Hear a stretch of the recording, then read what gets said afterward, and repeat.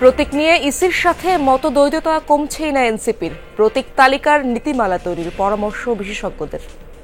আমাদের দেশে election commission কাগজে কলমে পারল কারো কাছে অ্যাকাউন্টেবল না। কেন দেওয়া হচ্ছে না বা কেন দেওয়া হবে তার ব্যাখ্যাটা ইলেকশন কমিশন শুধুমাত্র যে পলিটিক্যাল পার্টির জন্য দেবে তা না, জনগণের জন্য দিতে হবে। অনলাইন জুয়া সহ ডিজিটাল অপরাধে ব্যবহার হচ্ছে চোরাই হ্যান্ডসেট। ভোটের আগেই চালু হচ্ছে এনইআইআর সিস্টেম। এই বছরের ডিসেম্বর বা আগামী জানুয়ারির মধ্যে আমরা এটা মোটামুটি এটাকে ইফেক্টিভ করে ফেলতে পারবো। আমরা যখন এনইআইআরটা চালু করব এরপর থেকে অবৈধ কোনো সেট আর নেটওয়ার্কে এন্ট্রি করতে পারবে না। আবারও পিছিয়েছে প্রাথমিকের স্কুল ফিডিং কর্মসূচি। 4 বিভাগে মেলেনি দুধ সরবরাহের ঠিকাদার। হযবরল অবস্থা প্রকল্পের। যারা টাকা নিয়ে আসে না অথবা আনতে মনে থাকে না তারা এমনি খালি পেটে ক্লাস করে। আমাদের দুধ দেবে, ডিম দিবে, প্রতিদিন কলা দিবে, এটা আমাদের উপকার হবে। সরকার থেকে আমাদের খাবার দিবে সেই অপেক্ষায় আছি।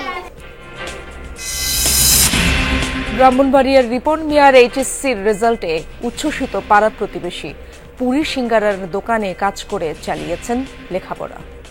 অর্থনৈতিক যে অবস্থা আছে, পারিবারিক যে ফ্যামিলিগত সমস্যা, এইসব সমস্যার কারণে আমি মূলত ঢাকা বিশ্ববিদ্যালয়ে ভর্তি হওয়ার যে ইচ্ছে ছিল সেই ইচ্ছেটা পূরণ হওয়ার মতো বড় একটা বাধা। উচ্চশিক্ষার ক্ষেত্রে যদি সে কোনো সহায়তা চায়, জেলা প্রশাসনের পক্ষে যতটুকু সম্ভব জেলা প্রশাসন করবে। ব্যর্থতার নজির হয়ে উঠেছে জামালপুরের নাওভাঙা আশ্রয়ন প্রকল্প। নাগরিক সুবিধা ও কর্মসংস্থানের অভাবে অর্ধেক বাসিন্দাই পাড়ি জমিয়েছেন শহরে।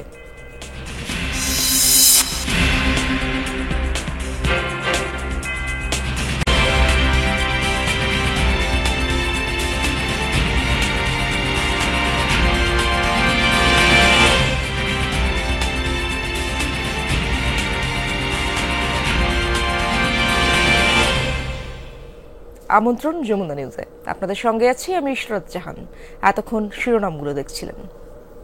রাজনৈতিক দলের প্রতীক বরাদ্দ নিয়ে ইসির সাথে মতদ্বৈধতা কমছেই না। বিশ্লেষকরা বলছেন এ নিয়ে নীতিমালা তৈরি করা উচিত কমিশনের। পাশাপাশি সাংবিধানিক প্রতিষ্ঠান হলেও সিদ্ধান্ত গ্রহণ প্রক্রিয়া স্বচ্ছ করা না হলে বিতর্ক এড়াতে পারবে না নির্বাচন কমিশন। বর্তমান ও ভবিষ্যৎ গণতন্ত্রের জন্য যা একান্ত জরুরি। জাতীয় নির্বাচনের আগে নতুন দল নিবন্ধনের তোড়জোড় বাড়ে সব সময়। 5 আগস্টের পর এরই মধ্যে নিবন্ধন পেয়েছে 7টি, অপেক্ষায় আছে আরও কয়েকটি নতুন দল। সাধারণত নির্বাচনের শর্ত পূরণ নিয়ে ইসির কাছে নিয়মিত ধর্ণা দেয় দলগুলো। এবার শর্ত পূরণ হলেও প্রতীক নিয়ে এনসিপির সাথে ইসির টানাপোড়েন কমছে না। কি আছে আইনে? রাজনৈতিক দল নিবন্ধন আইনের 9 খ অনুযায়ী দলের জন্য একটি প্রতীক সংরক্ষিত থাকবে। তবে রাজনৈতিক দলকে প্রতীক বাছাই করতে হবে ইসির নির্ধারিত তালিকা থেকে। কাদের সিদ্দিকী সাহেব যখন দল গঠন করলেন উনি গামছা প্রতীক চাইলেন। গামছা প্রতীক কিন্তু আমাদের তফসিলে ছিল না। তখন ওনাকে রেজিস্ট্রেশন দেওয়ার জন্য ওটাকে তফসিলভুক্ত করে ওনাকে ওই প্রতীক দেওয়া হয়েছে। কোনো প্রতীক না থাকলেও যে দেওয়া হয়নি তাও না, অতীতে দেওয়া হয়েছে। নির্বাচন কমিশন এবার 115টি প্রতীক নির্ধারণ করেছে বরাদ্দের জন্য। তবে ইসির এই প্রতীক নির্ধারণ প্রক্রিয়া নিয়ে কোনো নীতিমালা নেই। ফলে কোনটি যুক্ত হলো তা কেবল কমিশনের ইচ্ছার উপর নির্ভর করে। এ নিয়ে কোনো ব্যাখ্যাও দেয়নি ইসি। আমার কাছে মনে হয় না কোনো আইনি জটিলতা আছে। আমাদের দেশে ইলেকশন কমিশন কাগজে কলমে পারল কারো কাছে অ্যাকাউন্টেবল না। তার মানে হচ্ছে আমাদের কমিশন জনগণের কাছে অ্যাকাউন্টেবল। তাহলে জনগণের সেটা জানার একটা অধিকার থাকবে।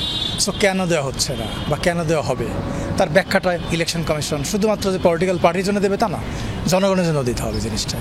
কেউ কেউ বলেন জাতীয় প্রতীক হওয়ায় শাপলাকে তালিকাভুক্ত করেনি ইসি।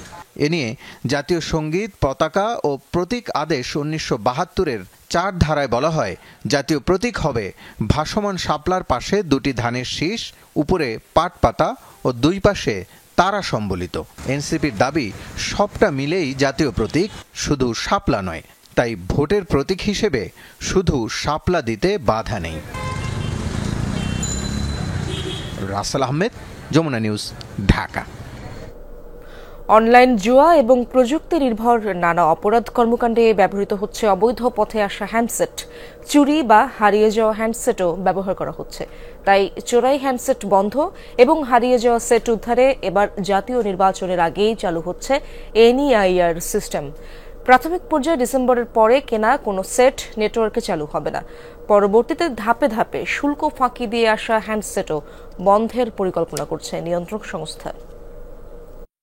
বাট যে কোনো ডিভাইস হারায় গেলে সেটা automatically that particular device is use for some kind of criminal activities. এইটার প্রেক্ষাপটে যেমন ব্যক্তি নিরাপত্তাটা বিঘ্নিত হয়, একই সাথে এটার সাথে আবার অন্য অ্যাসোসিয়েট ক্রাইমগুলো জড়িয়ে যায়। একটা পর্যায়ে পর্যন্ত গিয়ে আটকে যাচ্ছি, তাদেরকে এক্সাক্ট আইপি থেকে আমরা এক্সাক্ট লোকেশন বা এক্সাক্ট নাম্বারটা বের করতে পারছি না, বা মোবাইল নাম্বার বের করলে সেখানে দেখা যাচ্ছে এটা ফেক নাম্বার ইউজ করছে, ফেক আইডি ইউজ করতেছে। এটাকে অনলাইন জুয়া এবং বিভিন্ন অপরাধ কর্মকাণ্ডে অবৈধ পথে আসা অনিবন্ধিত মোবাইল ফোন ব্যবহার হচ্ছে, এমন অভিযোগ করেন রাষ্ট্রের বিভিন্ন সংস্থার প্রতিনিধিরা। অতি সম্প্রতি বিটিআরসিতে আয়োজিত সভায় তারা বলেন, চোরাই পথে আসা হ্যান্ডসেটের অনুপ্রবেশ ঠেকাতে না পারলে প্রযুক্তি নির্ভর অপরাধ পুরোপুরি দমন সম্ভব নয়। অপরাধ দমন এবং এ খাত থেকে সরকারের শতভাগ রাজস্ব নিশ্চিত করার জন্য ন্যাশনাল ইকুইপমেন্ট আইডেন্টিফিকেশন রেজিস্টার বা এনইআইআর সিস্টেম চালু করতে চায় বিটিআরসি। বিগত সময়ে নানা অজুহাতে এনইআইআর বাধাগ্রস্ত হলেও চোরাই হ্যান্ডসেট প্রবেশ ঠেকাতে এবার জাতীয় নির্বাচনের আগেই এনইআইআর চালুর বিষয়ে অনড় নিয়ন্ত্রক সংস্থা। এটা একটা সিকিউরিটি হ্যাজার্ড। আমার আশা হচ্ছে আগামী এই বছরের ডিসেম্বর বা আগামী জানুয়ারির মধ্যে আমরা এটা মোটামুটি এটাকে ইফেক্টিভ করে ফেলতে পারবো। আমরা যখন এই নিয়ারটা চালু করব, এরপর থেকে অবৈধ কোনো সেট আর নেটওয়ার্কে এন্ট্রি করতে পারবে না। এনইআইআর মাধ্যমে প্রাথমিক পর্যায়ে চলতি বছরের ডিসেম্বর মাসের পরে শুল্ক ফাঁকি দিয়ে আসা কোনো হ্যান্ডসেট নেটওয়ার্কে সচল হবে না। তবে ডিসেম্বরের আগে কেনা এ ধরনের হ্যান্ডসেট পরবর্তীতে যাচাই বাছাই করে ধাপে ধাপে নেটওয়ার্কে অচল করার পরিকল্পনা করছে নিয়ন্ত্রক সংস্থা। একটা আইএমআই নাম্বারে 100টা সেট রেজিস্ট্রি করা আছে, ওর মধ্যে একটা হচ্ছে অরিজিনাল, বাকি 99টা হচ্ছে ফেক। গ্রাহকরা কিনেছেন না জেনে। এদের যে একটা অসুবিধা হবে, আর্থিক ক্ষতি এবং অসুবিধা হবে, এইটাকে মিনিমাইজ করার জন্য আমাদেরকে স্টেপ বাই স্টেপ যেতে হবে আগের যে সেটগুলো ছিল সেগুলো ডিঅ্যাক্টিভেট করার জন্য। সো ওই জায়গাটা কিছুটা সময় লাগবে। স্থানীয় হ্যান্ডসেট নির্মাণকারীদের তথ্য বলছে, বর্তমানে নেটওয়ার্কে সচল থাকা 60% বেশি স্মার্টফোন চোরাকারবারীদের হাত ধরে দেশে ঢুকেছে। তাদের অভিযোগ, ভারতের নকল এবং রিফারবিশ হ্যান্ডসেটের বড় বাজার এখন বাংলাদেশ।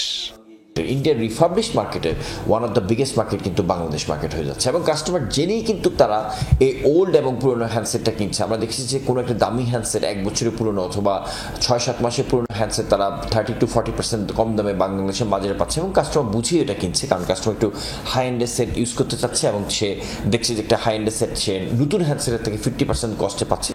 অবৈধ হ্যান্ডসেট চোরাকারবারীদের দাপটে এ খাত থেকে সরকার প্রতিদিন রাজস্ব হারাচ্ছে 7 কোটি টাকার বেশি। মাসুদুজ্জামান রবিন, যমুনা নিউজ, ঢাকা। রাজধানীর পুরান ঢাকার নাজিরাবাজার এলাকার এক বাসা থেকে সজীব নামের এক যুবকের মরদেহ উদ্ধার করেছে পুলিশ। শনিবার রাতে বংশাল থানা পুলিশ নিহতের মরদেহ উদ্ধার করে ঢাকা মেডিকেল কলেজ হাসপাতালের মর্গে পাঠায়। নিহতের মা নূর নাহার বেগমের ভাষ্যে একই এলাকার এক মেয়ের সঙ্গে প্রেমের সম্পর্ক ছিল সজীবের। পরবর্তীতে ওই মেয়ে সজীবকে নানাভাবে দূরে ঠেলতে থাকে। শনিবার তাকে মামার বাসায় ডেকে নিয়ে হত্যা করা হয়েছে বলে অভিযোগ নূর নাহারের। ভুক্তভোগীর পরিবারের সদস্যরা এই ঘটনার সুষ্ঠু তদন্তের সাপেক্ষে বিচারের দাবি করেছেন। পুলিশ বলছে এটি হত্যা নাকি আত্মহত্যা সেটি নিশ্চিত করতে তদন্ত চলমান রয়েছে। অনেকবার ঠেট দিছে, যদি আপনি ছেলে আমার ডিস্টার্ব করবো, ওর মেয়ের বাপে ঠেট দিছে, আপনার ছেলে যদি ডিস্টার্ব করবো আমরা কোন ধরনের মেরে ফেলাম। ওরে যেভাবে বাধা হয়েছে, একটা তার দিয়ে তার যে মোটা তারটা হয়, তার দিয়ে পুরো গলা থেকে বাঁধা, পায়ে পুরো বাঁধা, ওর গলায় টানা হয়েছে এবং ওরা মারা হয়েছে। গত সপ্তাহে একটা পুরান ঢাকায় এমন দুর্ঘটনা ঘটছে, আবার সেটা দেখে আরেকটা হয়েছে। এমন যেমন আর না হয়, এটা সুষ্ঠু তদন্ত এবং বিচার চাই। ঢাকা বিশ্ববিদ্যালয়ে বহিরাগত এবং হকারদের নিয়ে যারা মিছিল করেছে তাদের বিরুদ্ধে আগামী 24 ঘন্টার মধ্যে আইনানুগ ব্যবস্থা নেওয়ার দাবি জানিয়েছে ডাকসুর নেতৃবৃন্দ। শনিবার রাতে ঢাকা বিশ্ববিদ্যালয়ের প্রক্টর অফিসের সামনে জড়ো হয়ে এই দাবি জানায় ডাকসুর সমাজসেবা বিষয়ক সম্পাদক এবি জুবায়ের হোসেন। তিনি বলেন, হকারদের নিয়ে যারা ক্যাম্পাসে মিছিল করেছে তাদের 6 মাসের জন্য নিষিদ্ধ করতে হবে। এ সময় তিনি আরো বলেন, ঢাবি ক্যাম্পাসে কোনো ধরনের হকার থাকতে পারবে না এবং অনুমতি ছাড়া কোনো দোকান বসতে পারবে না। ডাকসুর নেতৃবৃন্দরা বলেন, কোনো সিন্ডিকেটের জায়গা হবে না ঢাবি ক্যাম্পাসে। এসব দাবি নিয়ে প্রক্টর টিমের সঙ্গে বৈঠক করেন তারা। এ সময় প্রক্টর টিমের সদস্যরা জানান, ঢাকা বিশ্ববিদ্যালয়ে যেসব অবৈধ স্থাপনা রয়েছে তা সরিয়ে দেওয়ার কাজ চলছে। আমরা 24 ঘন্টা সময় দিয়েছি। 24 ঘন্টার মধ্যে যারা ক্যাম্পাসের পরিবেশকে ঠিক রাখতে চায় না, মাদকের সিন্ডিকেট গড়ার সম্ভাবনা আছে, দোকান থেকে কমিশন খাওয়ার সম্ভাবনা আছে, এই সমস্ত শিক্ষার্থীদেরকে যাতে করে বিশ্ববিদ্যালয়ের বিধি অনুযায়ী আইনের আওতায় নিয়ে আসা হয়। অবৈধ দোকানপাট যা আছে তা উচ্ছেদ করা, এটা আমাদের চলমান প্রক্রিয়া এবং এটা চলতে থাকবে। নিরাপত্তার স্বার্থে আমরা যত রকমেরই যেগুলো রেজিস্টার্ড না বা অবৈধ তার বিরুদ্ধে আমাদের অ্যাকশন চলবে। রাজধানীর আগারগাঁও নির্বাচন কমিশন ভবনের পাশে রাত 11:10 ককটেল বিস্ফোরণের ঘটনা ঘটে। দুর্বৃত্তরা মোটরসাইকেল করে বিস্ফোরণ ঘটিয়ে পালিয়ে যাওয়ার সময় শুভ নামে একজনকে আটক করে আইনশৃঙ্খলা বাহিনীর সদস্যরা। ঘটনাস্থল পরিদর্শন করে তেজগাঁও জোনের ডিসি ইবনে মিজান জানান, ঘটনার পরপর অতিরিক্ত পুলিশ মোতায়েন করা হয়েছে। নির্বাচন কমিশন ভবনের চারপাশে হকারদের দোকান থাকার কারণেই এমন কর্মকাণ্ডের সাহস পায় দুর্বৃত্তরা। আইনশৃঙ্খলা বাহিনীর দাবি, ইসি ভবনের চারপাশের দোকান যেন অপসারণ করা না হয়। এদিকে ডিসি জানান, তদন্তের পর বিস্তারিত আরও তথ্য পাওয়া যাবে। নাশকতা নাকি অস্থিতিশীল পরিস্থিতি তৈরির জন্য কেউ চেষ্টা করছে তা খতিয়ে দেখা হবে বলেও উল্লেখ করেন তিনি। ধাওয়া দিয়ে একজনকে আটক করতে সক্ষম হয়েছে। তো তাকে জিজ্ঞাসাবাদে আমরা আরও কিছু নাম পেয়েছি যাদেরকে ধরার এই অভিযান চলমান। আমাদের এই অভিযান অব্যাহত থাকবে। আর আমরা আশা করি যে এটি একটি বিচ্ছিন্ন ঘটনা। এই ঘটনাতে আতঙ্কিত হওয়ার কিছু নেই। আমরা এটি খুব কঠোরভাবে দেখছি। 4 বিভাগে দুধ সরবরাহের ঠিকাদার না পাওয়ায় ফের পিছিয়েছে প্রাথমিক বিদ্যালয়ে স্কুল ফিডিং কর্মসূচি।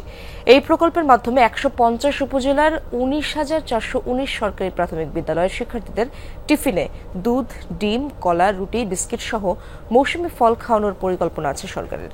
এবছরের জুলাই থেকে কার্যক্রম শুরুর কথা থাকলেও 3 দফা পিছিয়ে এখন হযবরল অবস্থা এই প্রকল্পের। এসআরএস সালের ছবিতে আলামিন হক অহনের প্রতিবেদন।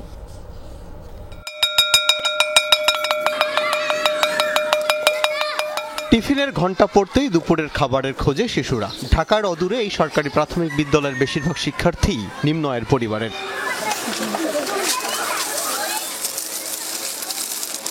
দুই একজন বাসা থেকে খাবার এনেছেন, অধিকাংশই পাশের দোকান থেকে কিনছেন অস্বাস্থ্যকর খাবার। অনেকেই আবার এই দুপুরটা কাটিয়ে দেবেন না খেয়েই। যখন টিফিন দেয়া হয় তখন কি খান আপনারা? অর্থাৎ এক একজন এক এক রকম খাবার খান এবং এইসব খাবার সাধারণত স্কুলের আশেপাশে যে দোকানগুলো থাকে কিংবা খাবারের দোকান থাকে সেখান থেকে তারা সংগ্রহ করেন। এতে হয়তো ক্ষুধা নিবারণ হয় কিন্তু তাদের পুষ্টিমান নিশ্চিত করা যায় না। যে কারণে সরকারের যে স্কুল ফিডিং প্রোগ্রাম আছে সেটি যদি খুব দ্রুত বাস্তবায়ন করা যায় তাহলে ক্ষুধা নিবারণের পাশাপাশি এইসব শিক্ষার্থীদের পুষ্টিমানও নিশ্চিত করা যাবে। যারা দুপুরে খেতে পারল না তারা ক্ষুধা পেটেই করছে ক্লাস। স্কুল যখন ছুটি হলো তখন ঘড়ির কাঁটায় প্রায় বিকেল 4টা। ক্লান্ত অবসন্ন শরীরে ঘরে ফেরার তারা চোখে মুখে। আমাদের যখন ক্ষুধা লাগে তখন আমরা ম্যাডামদের বলি, ম্যাডাম ছুটি দিয়ে দেন, আমাদের অনেক প্রচুর ক্ষুধা লাগছে, পড়তে মন চায় না। যারা টাকা নিয়ে আসে না অথবা আনতে মনে থাকে না তারা এমনি খালি পেটে ক্লাস করে, কিছু কিনে খাইতে পারে না।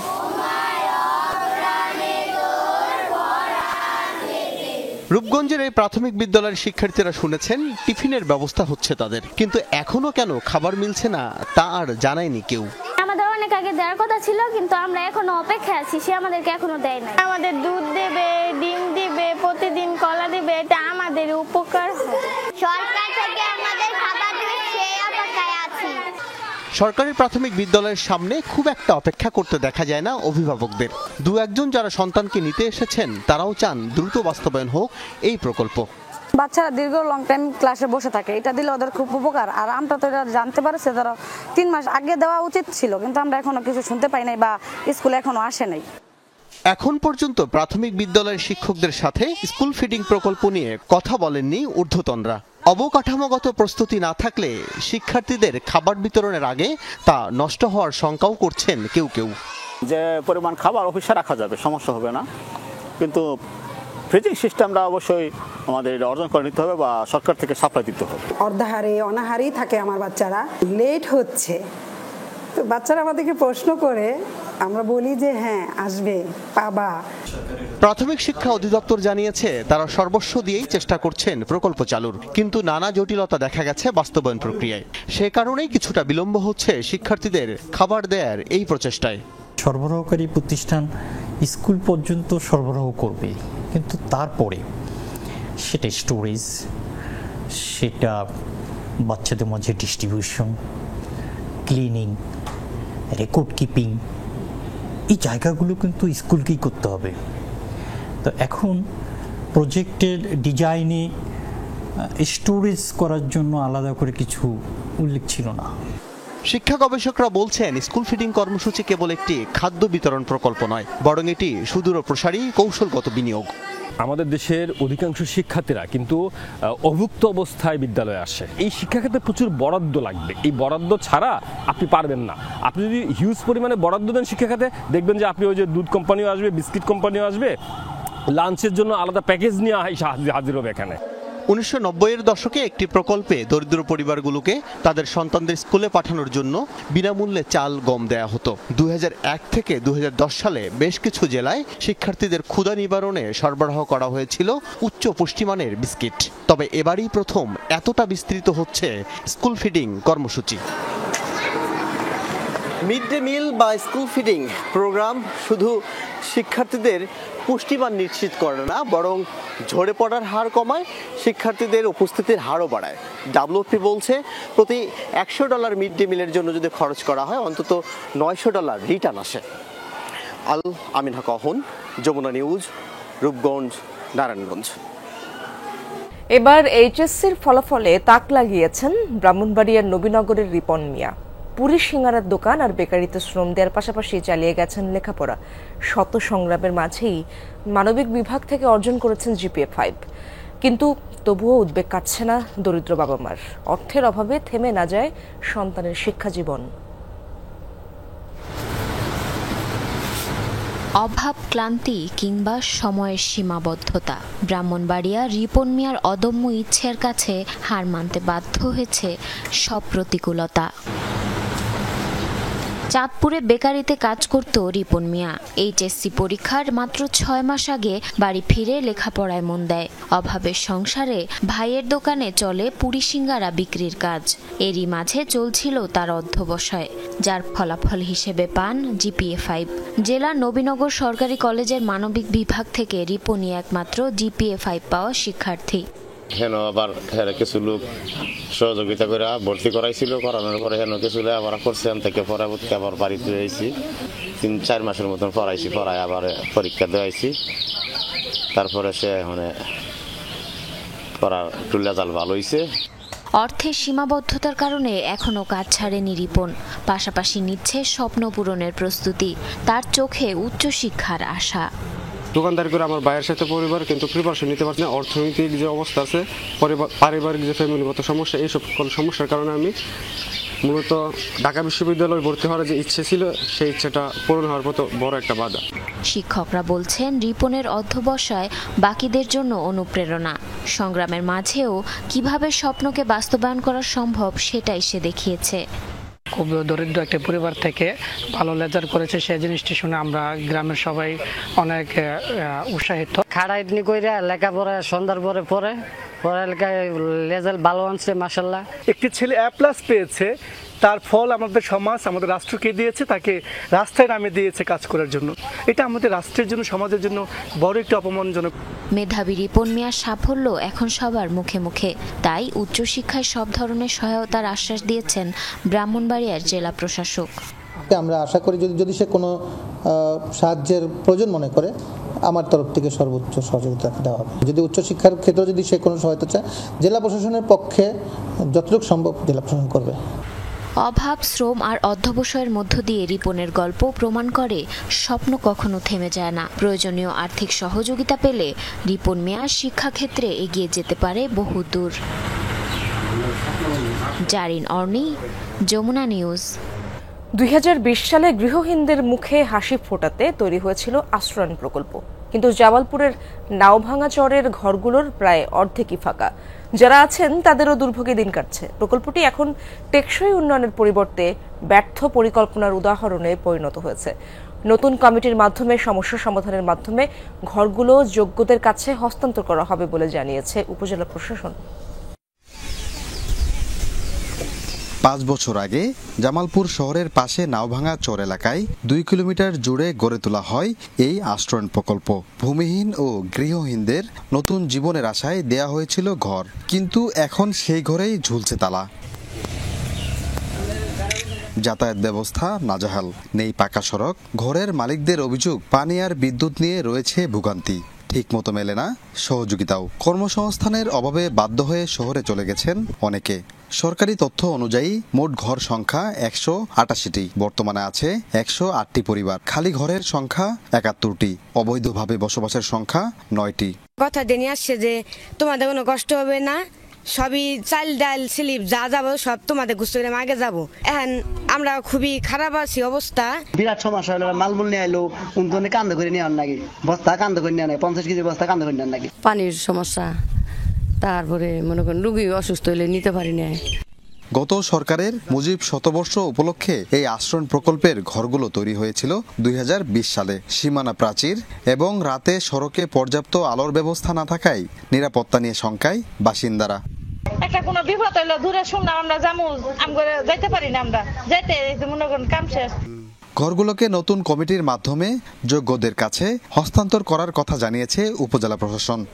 কারা অবৈধভাবে আছে বা কারা বৈধভাবে পেয়েও ঘরে থাকছে না, আমরা সেই বিষয়গুলো যাচাই বাছাই করছি। ইতিমধ্যে উপজেলা ভূমি বন্দোবস্ত কমিটির গঠন প্রক্রিয়ার কার্যক্রম চলমান আছে। তো কমিটিটি গঠন হয়ে গেলেই আমরা গিয়ে ওই খালি ঘরগুলোতে কাদেরকে আবার নতুন করে দেয়া যায় এবং অযোগ্য কারা, এই পুরো বিষয়টা ফাইন্ড আউট করে আমরা একটা রেজুলেশন করে জেলাতে পাঠিয়ে দেব। 3 একর 40% জমিতে 188টি ঘরের প্রতিটি নির্মাণে খরচ হয় 2,70,000 টাকা। সাগর ফরাজি, যমুনা নিউজ, জামালপুর। নিষেধাজ্ঞা শেষে সাগরে মাছ ধরা শুরু হলেও স্বস্তিতে নেই কক্সবাজারের জেলেরা। একদিকে জলদস্যুর ভয়, অন্যদিকে নিষিদ্ধ বোটের অবাধ বিচরণ। ফলে শঙ্কা নিয়ে জীবিকার তাগিদে ছুটতে হচ্ছে। তবে এই দুই সংকট না কাটলে জীবিকা হুমকির মুখে পড়বে বলছেন তারা। সাগরে মাছ ধরেই চলে সংসার, ফলে বৈরী আবহাওয়ার মধ্যেও ছুটতে হয় বোট নিয়ে। 22 দিনের নিষেধাজ্ঞা শেষ হওয়ায় জীবিকার তাগিদে কক্সবাজারের জেলেরাও ছুটছেন বঙ্গোপসাগরে। তবে মনে ভয় আর শঙ্কা। আল্লাহ যদি মাছ টাছ দিয়ে টাকা ইনকাম করব। বন্ধ খুলে দিয়ে এখনো বইটা আবার জোর মাথা পর্যন্ত আম পড়েও। সাগরের অবস্থা ভালো হয় তাহলে নাম লিয়ে যাও। 26-27 এই দুদিন এই ওয়েদার খারাপ যাবে, পরবর্তী এটা জানা যাবে আর কি। মাছ ধরার ভরা মৌসুম সামনে, কিন্তু এ সময় গভীর সাগরে বেড়ে যায় জলদস্যুদের দৌরাত্ম্য। মাছ ও মালামাল লুটের পাশাপাশি মাঝি মোল্লাদের উপর নির্যাতন চলে বলে অভিযোগ ভুক্তভোগীদের। যারা সাগর দেখানে এরও চলে যায় ডাকাতি করতে, কয়েকটা গ্রুপ হয়ে যাবে এখন। তো মোটামুটি অনিশ্চিত ব্যবসা আমাদের। জানুয়ারি বইয়া যাবে বলছি তারা উড়ি ডাঙা জুড়ি মাত্র দুম মারি, কিছু মারি তোলা যায়, কিছু মারি ফেলে। তার উপর সাগর দাপিয়ে বেড়ায় নিষিদ্ধ ট্রলিং বোট। ছোট ফাঁসের জালে আটকা পড়ে সব আকৃতির মাছ। ফলে বৈধ বোট নিয়ে যাওয়া জেলেরা পড়েন বিপাকে। জলদস্যু আর নিষিদ্ধ বোট যেন জেলেদের কাছে আতঙ্ক। সিন্ডিকেট সক্রিয় করে আবার গভীর সমুদ্রে ডাকাতিতে নেমে গেছে। এখন যদি এই ডাকাতি যদি সমুদ্রে বন্ধ করা না হয়, তাহলে ঠিক লবণের মতো আপনার মৎস্য ব্যবসাতেও ধস নামবে। ইন্ডাস্ট্রিয়াল ট্রলিংগুলো অগভীর পানিতে এসে, যেগুলো তাদের যে 40 মিটারের সীমাবদ্ধতা আছে তার বাইরে যাতে এসে তারা ফিশিং না করে সেটা, এবং আর কারেন্ট জালগুলোকে নিয়ন্ত্রণ করা। জুবাইদ ইবনে শাহাদাত, যমুনা নিউজ। চাঁদা তোলাকে কেন্দ্র করে কক্সবাজারের চকরিয়ার চিংড়ি জোনে দুই বাহিনীর গোলাগুলিতে একজন মারা গেছেন, আহত হয়েছেন অন্তত 2 জন। এই ঘটনায় একজনকে আটক করেছে পুলিশ জানায় শনিবার দিনজুড়েই চিংড়ি জোন এলাকায় গোলাগুলি হয়। এ সময় গুলিবিদ্ধ হয়ে প্রাণ হারায় সিরাজুল ইসলাম নামের একজন। পুলিশ আরও জানায় জাহাঙ্গীর বাহিনীর একচ্ছত্র দাপট ছিল চিংড়ি জোনে, তবে 5 আগস্টের পর তার বাহিনীর নিজামুদ্দিনের সাথেই বিরোধ তৈরি হয়। পরে নেজাম আলাদা বাহিনী গড়ে তোলে। চিংড়ি ঘেরে চাঁদা তোলা নিয়েই তাদের মধ্যে এই গোলাগুলি হয়। খবর পেয়ে একজনকে আটক করে পুলিশ।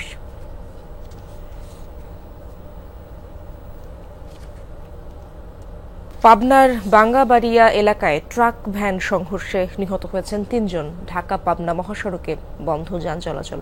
এ বিষয়ে আরো জানার চেষ্টা করব। সেখানে রয়েছেন আমার সহকর্মী কলিট তালুকদার। কলিট, কিভাবে হলো এই দুর্ঘটনা জানাবেন এবং সবশেষ কি তথ্য রয়েছে আপনার কাছে? ইশরাত, আসলে খুব একটি মর্মান্তিক ঘটনা ঘটে গেছে আজকে সকাল 7:45টার দিকে পাবনা সদর উপজেলার বাঙ্গাবাড়ি এলাকায় একটি ভ্যান দাঁড়িয়েছিল, যে ভ্যানের উপরে আসলে 2 জন শিক্ষার্থী ছিল এবং ভ্যান চালক। আসলে সেই একটি ট্রাক, বাঁশ বোঝাই একটি ট্রাক, সেটি এই বাঙ্গাবাড়ি এলাকায় এসে নিয়ন্ত্রণ হারিয়ে ফেলে এবং নিয়ন্ত্রণ হারিয়ে আসলে ভ্যানটির উপরে চাপা পড়লে ঘটনাস্থলেই ভ্যান চালক এবং 2 শিক্ষার্থী নিহত হয়। এবং আমি যদি বলি আসলে সেই ঘটনার পর থেকে পাবনা ঢাকা যে মহাসড়ক, এটি খুবই একটি গুরুত্বপূর্ণ মহাসড়ক, সেই মহাসড়কে যান চলাচল বন্ধ ছিল, যেহেতু বাস বোঝাই ট্রাকটি উল্টে গিয়ে আসলে মহাসড়কটিকে অবরোধ হয়ে যায় এবং যান চলাচল বন্ধ হয়ে যায়। এই মাত্র ফায়ার সার্ভিস এবং হাইওয়ে পুলিশের সহযোগিতায় আসলে সেই বাস রাস্তা থেকে সরিয়ে নেওয়ায় সেই যান চলাচল কিন্তু এই মাত্র স্বাভাবিক হলো। ফলে 7টা থেকে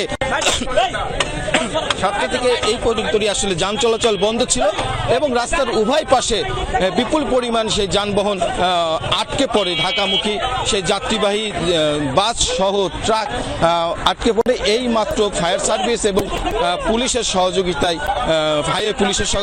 সেই যান চলাচল স্বাভাবিক হয়েছে। আমি যদি আরেকটু বলে রাখি যে যারা মারা গিয়েছে যে 3 জন এবং 2 জন আহত আছেন, তাদেরকে পাবনা সদর হাসপাতালে ভর্তি। যারা রয়েছেন 2 শিক্ষার্থী এবং ভ্যান চালক, তাদের বাড়ি এই ঘটনাস্থলে আশেপাশে। তারা আসলে সকালে স্কুলে যাওয়ার জন্য সেই ভ্যানের উপরে বসেছিল এবং সেই দ্রুতগামী একটি অতিরিক্ত বোঝাই, সেই বাস অতিরিক্ত বোঝাই থাকার কারণে বাসটি আসলে নিয়ন্ত্রণ হারিয়ে ফেলে এবং সামনে একটি ব্যাটারি চালিত অটো ভ্যানকে আসলে যারা স্থানীয়রা যারা বলছে সামনে একটি ব্যাটারি চালিত অটো রিক্সা হয় এবং সেই গাড়িটিকে বাঁচাতে গিয়ে আসলে সেই ট্রাকটি নিয়ন্ত্রণ হারিয়ে ফেলে। আমি যদি ভ্যানটি যদি দেখাই যে আসলে দেখেন ভ্যানটির কি অবস্থা, এবং ভ্যানটি এখানেই ছিল, এখানে এই ভ্যানের উপরে আসলে ট্রাকটি চাপা পড়ে ঘটনাস্থলে 3 জন মারা যায়। সেই ভ্যান চালক তারা স্কুলে যাবার জন্য এবং এই বাঙ্গাবাড়ি নামক স্থানে এসে ট্রাকটি নিয়ন্ত্রণ হারিয়ে ফেললে ঘটনাস্থলে 2 শিক্ষার্থী এবং ভ্যান চালক নিহত হয়। শিক্ষার্থী এবং তাদের অবস্থাও আশঙ্কাজনক বলে আমাদেরকে হাইওয়ে পুলিশ জানিয়েছে। এখানে আসলে সেই যানবাহন চলাচলের স্বাভাবিকের জন্য ফায়ার সার্ভিস এবং এলাকাবাসীরাও তারা সকাল থেকে, সেই ঘটনার পর থেকে সকাল থেকে তারা স্বেচ্ছাসেবক হিসেবে কাজ করছে, যেন যান চলাচল স্বাভাবিক যত দ্রুত করা যায়। সেই যান চলাচল স্বাভাবিক করার পরে এখন সেই যান চলাচল স্বাভাবিক। আসলে যারা সদর হাসপাতালে ভর্তি রয়েছে তাদের অবস্থা কি সেটি এখনো জানা যায়নি, তবে স্থানীয়রা বলছে তাদের অবস্থাও আশঙ্কাজনক। এই ছিল পাবনায় সড়ক দুর্ঘটনার সর্বশেষ। খুবই মর্মান্তিক একটি দুর্ঘটনা ঘটল সকাল সকাল। উৎপাদন ভালো হলেও মৌসুমের শেষ পর্যায়ে দরপতন। পাইকারিতে কেজি প্রতি আলু বিক্রি হচ্ছে 8 থেকে 10 টাকা। এতে খরচ আর হিমাগার ভাড়া পুষিয়ে লাভ দূরে থাক, চালান নিয়েই দুশ্চিন্তায় মুন্সিগঞ্জের ব্যবসায়ীরা। অন্যদিকে হিমাগারগুলোতে মজুদ বিপুল পরিমাণ আলু নির্ধারিত সময়ে বাজারজাত না হলে দেখা দেবে নতুন সংকট। মুন্সিগঞ্জের পশ্চিম মুক্তারপুর দেওয়ান হিমাগার মৌসুমের শেষ পর্যায়ে, তবু শেড সয়লাভ আলুতে বিক্রি হচ্ছে না তেমন।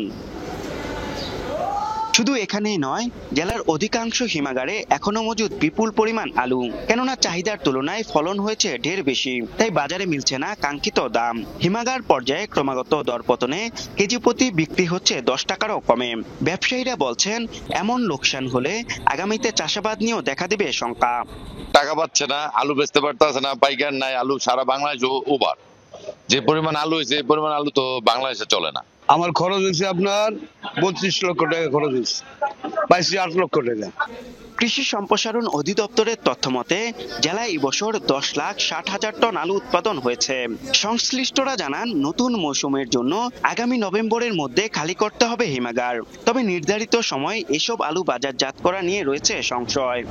এখনো বাকি 70,000 ব্যাগ। এই 70,000 ব্যাগ সামনের যে সময় আছে 20 নভেম্বর আমাদের অনুষ্ঠানের মেয়াদ শেষ, কিন্তু এই আলু ডেলিভারি হওয়ার কোনো সম্ভাবনা নাই।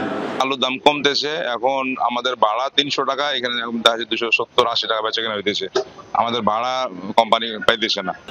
সংকট নিরসনে রপ্তানি ও সরকারি খাদ্য বান্ধব কর্মসূচিতে আলু অন্তর্ভুক্ত করার সুপারিশ করা হচ্ছে বলে জানালেন কৃষি সম্প্রসারণ অধিদপ্তরের এই কর্মকর্তা। এই মুহূর্তে আর স্পেসিফিক নির্দেশনা হয়তো আসবে, আমরা যেহেতু সুপারিশ মানে প্রেরণ করেছি নতুন নির্দেশনা, আমরাও এটা প্রস্তাবনা প্রেরণ করেছি যে বিদেশে যদি রপ্তানি করা সম্ভব হয়, এটা সরকারের উদ্বোধন কর্তৃপক্ষ অবশ্যই বিবেচনা করবে। দেশে আলু উৎপাদনে অন্যতম শীর্ষ জেলা মুন্সিগঞ্জ। জেলায় সচল 61টি হিমাগারের মধ্যে এখনো মজুদ রয়েছে 3,15,828 মেট্রিক টন আলু। বিপুল পরিমাণ এই আলুর বিষয়ে যথাযথ উদ্যোগের দাবি এখন সকলের। আরাফাত রায়হান সাকিব, যমুনা নিউজ, মুন্সিগঞ্জ। পৃষ্ঠপোষকতার অভাবে অনেকটাই হারিয়ে যেতে বসেছে ঐতিহ্যবাহী কাবাডি বা হাডুডু খেলা। এখন আর গ্রামগঞ্জ থেকে পাড়া মহল্লায় খুব একটা দেখা যায় না আয়োজন। জনপ্রিয় সেই খেলা টিকিয়ে রাখতেই মেহেরপুরের আমঝুপিতে হয়ে গেল 2 দিন ব্যাপী কাবাডি খেলা। এতে অংশ নেয় মোট 16টি দল, আর আয়োজন দেখতে ভিড় জমায় দূর দূরান্ত থেকে আসা হাজারো মানুষ।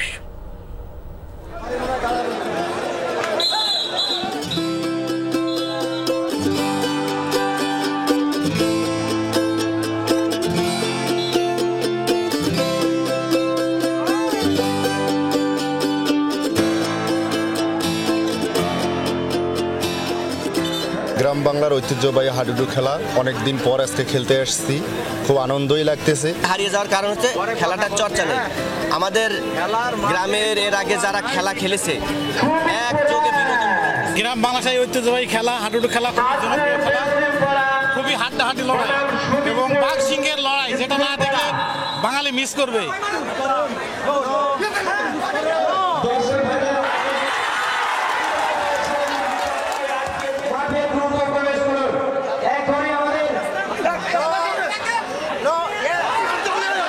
আমাদের ফুটবলে হামজা রয়েছে, আমাদের ক্রিকেটে অনেকেই তারকা রয়েছে, কিন্তু হাডুডু খেলায় কোনো তারকা নেই।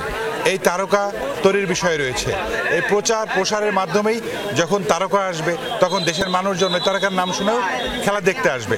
মানুষ এই খেলাটা পছন্দ করে, এই খেলাটা উজ্জীবিত রাখতে চায়, যার কারণে এরা এই খেলাটা আয়োজন করে, তার সাথে আমি সহযোগিতা করি।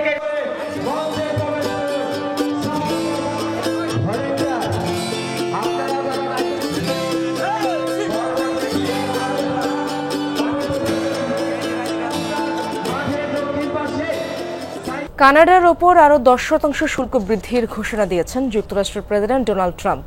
সাবেক মার্কিন প্রেসিডেন্ট রোনাল্ড রিগানকে নিয়ে কানাডায় তৈরি বিজ্ঞাপন ঘিরে বিতর্কের জেরে এই সিদ্ধান্তের কথা জানান ট্রাম্প। শনিবার ব্যক্তিগত সামাজিক মাধ্যম ট্রুথ সোশ্যালে শুল্ক বৃদ্ধির ঘোষণা দিয়ে পোস্ট করেন তিনি। কানাডার বিরুদ্ধে ভুল ও বিকৃত তথ্য প্রচারের অভিযোগ করেন মার্কিন প্রেসিডেন্ট। এর আগে কানাডার উপর অন্তত 35% শুল্ক আরোপ করেছে যুক্তরাষ্ট্র। নির্দিষ্ট কিছু পণ্যে এই হার সর্বোচ্চ 50% পর্যন্ত কার্যকর হয়েছে। বিতর্কিত এই বিজ্ঞাপনের কারণে ক্ষিপ্ত ট্রাম্প কানাডার সাথে যে কোনো ধরনের বাণিজ্য আলোচনায় অংশ নেবেন না বলে জানান ক্ষুব্ধ মার্কিন প্রেসিডেন্ট। আয়ারল্যান্ডের প্রেসিডেন্ট নির্বাচনে নিরঙ্কুশ সংখ্যাগরিষ্ঠতা পেয়ে বিজয়ী হয়েছেন বামপন্থী স্বতন্ত্র প্রার্থী ক্যাথরিন ক্যানোলি। প্রতিপক্ষ হেদার হামফ্রিজকে হারিয়ে 63% ভোট নিশ্চিত করেন 68 বছর বয়সী ক্যানোলি। শুক্রবার 43টি নির্বাচনী এলাকায় চলে ভোট গ্রহণ। গণনা শেষে শনিবার বিজয়ী ঘোষণা করা হয় তাকে। নির্বাচনে তাকে সমর্থন দেয় বামপন্থী বিরোধী দলগুলোর জোট। ডাবলিন ক্যাসেলে তার অভিষেক ভাষণে জনগণের কথা শোনার ও তাদের হয়ে কাজ করার প্রতিশ্রুতি দেন কনোলি। আয়ারল্যান্ডের ইতিহাসে তৃতীয় নারী প্রেসিডেন্ট হিসেবে নাম লেখালেন সাবেক আইনজীবী ক্যাথরিন কনোলি। দর্শক, এই ছিল যমুনা নিউজের আপডেটগুলো। এতক্ষণ যারা সঙ্গে ছিলেন সবাইকে ধন্যবাদ।